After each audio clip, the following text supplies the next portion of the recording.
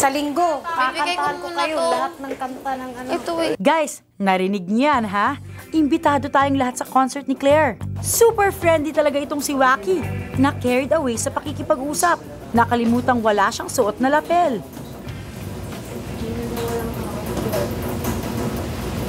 Sana mo na lang maligo yun. Naku Waki, huwag mong tatanggalin ang lapel mo hanggang hindi ka pa pumapasok ng shower. Test of discipline at pagiging alert ang sumunod na ginawa ni Kuya. Ibinibigay ko ang task na ito, ang dance marathon. Group 1, Hawaiian dance, Bam Jamila and Pink Bear. Group 2, Indian dance, Gerald Claire, Smallest Bear. Group 3, Korean dance, Mikey, Kim, and Gusgusing Bear. Group 4, Spanish flamenco dance, Fred, Nina, and Big Bear. Group 5, Irish dance, Waki, Matt, Olin, and Dress Brown Bear. All boys, Greek dance. All girls, Arabian belly dancing.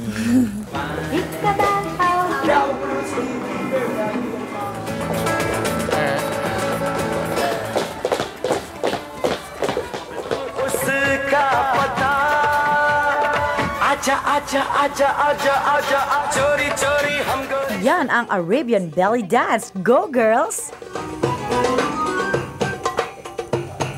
And once again, mga boy housemates, mukhang hindi nagpapatalo sa taas ng energy.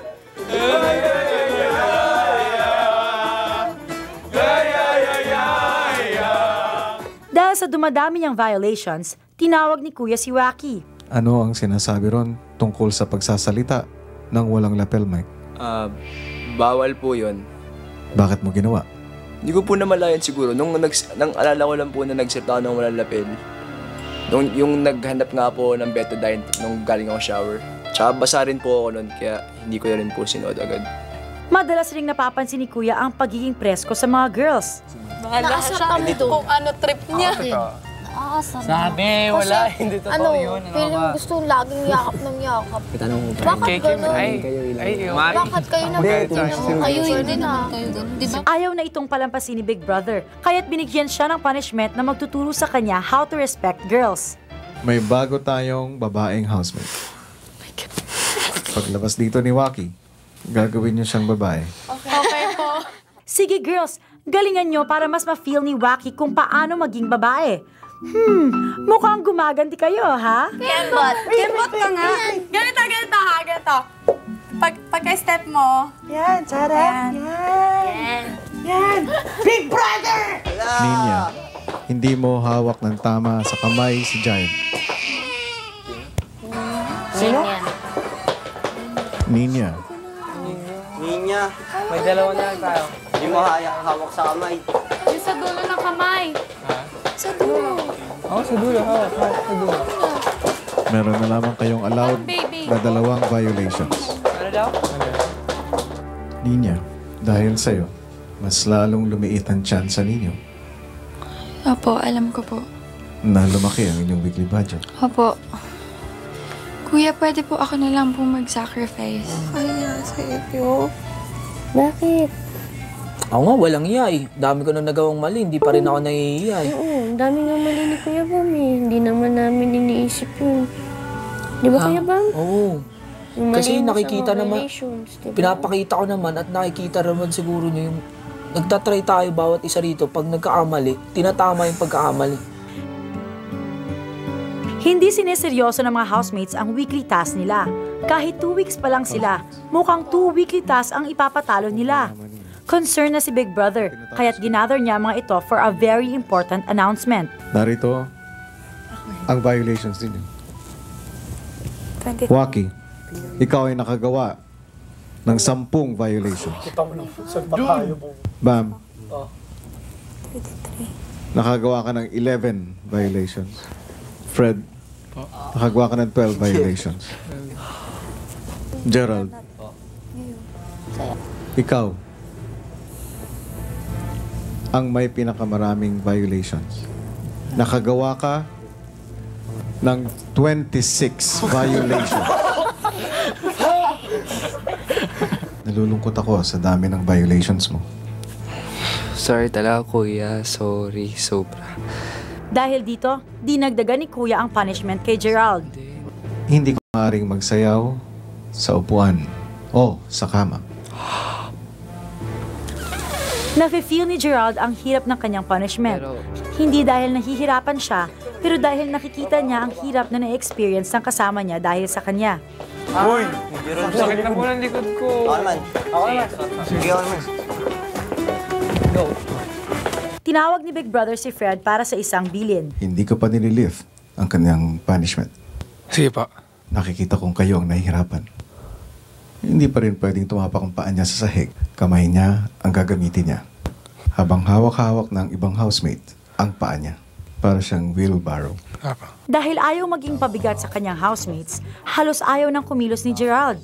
Pero sooner or later, kailangan din niyang umalis sa kanyang kinauupuan. Bam, pwede pa ano? Hawak na. Ay, si baby. Bati ko lang siya na. Wheelbarrow ko lang to. Di, straight mo yung paa ko. Hindi niya. Pwede ano? Yung bear lang. Sinurprise din ng mga housemates sa balitang kailangan na nilang i-recite ang 10 Commandments sa confession room.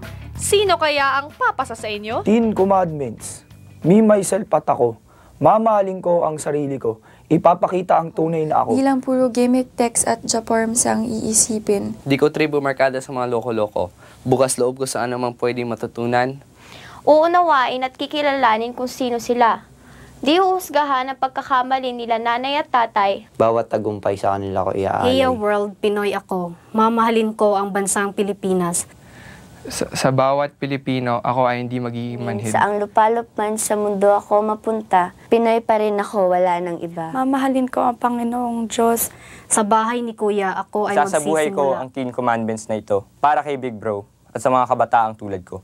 Hindi nga sineseryoso ng mga teen housemates ang mga task nila.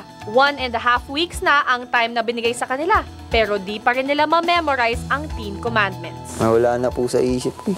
Jamila, Po? magaling. Dahil si Jamila ang nakatokang magturo kay Waki, pareho silang nakapasa. Pero sina Claire at Mikey, diligent pala. Binabati kita Maraming salamat. sa pag-recite ng 10 Commandments. Thank you po. Housemates, pumasok kayong lahat sa loob ng confession room. Walang kamalay-malay ang mga housemates na in a few minutes, isang announcement ang gugulat sa kanila. Papasok na sana sa confession room ang mga housemates nang accidentally ay ma-knock-out si Fred. To the rescue agad ang mga housemates. Although, hindi naman gaano nasaktan si Fred. Kaya ako kayo pinatawag. Meron akong gustong sabihin sa inyong importante. Hindi kayo nagiging magandang ehemplo sa ating mga manonood. At nararamdaman ko na hindi nyo na ako nire-respeto. At dahil diyan, pinag-iisipan kong magpataw ng isang forced eviction sa isa sa inyo sa darating na Sabado. So, 2 ang malamang nalalabas sa Sabado. Makakalabas na kayo. Good night. Super worried si Gerald sa naging announcement ni Big Brother. Dude, pasaway talaga ako, dude. Kahit ano. Pilit nire-recall ni Gerald ang lahat ng ginawa niyang violations. Ang feeling ko na overstep. Sige, hanap ka ng oversleep. Wala dito. Dude, paranoid na ako, dude. Rulebook. Sige, Sa kakabasa ng mga laman ng rulebook, pati si Fred, bigla na ring nag-worry. Pare, malay mo ako yun. Kasi binubuhat ko yung bed. Wala yun, aksidente lang yun, diba? Aksidente yun. Bro, kasi tulog ka ng tulog. Oo, kasi. Uy, tara. Dude, baka Ano ba yan? Galit ba sa atin si Big Brother? Sorry, ano lang yan? Paalala lang na hindi na kailangan laging sabihin na 10 minutes lights off. For once, bam, ay nakuha mo ang gustong sabihin ni Big Brother. Sa kabilang bedroom, tulog na ang mga girls. Pero sa boys' bedroom... Pero ang bait ni Kuya, no? Biruin mo. Napakadami na nating atraso, no? Pero pinagbigyan niya pa rin tayo ng 3 beses pa. Meron akong gustong sabihin sa inyong importante. 2 linggo pa lang kayo sa bahay ko. Hindi niyo siniseryoso ang mga batas sa aking bahay. Hindi kayo nagiging magandang ehemplo sa ating mga manonood. At nararamdaman ko na hindi niyo na ako nire-respeto.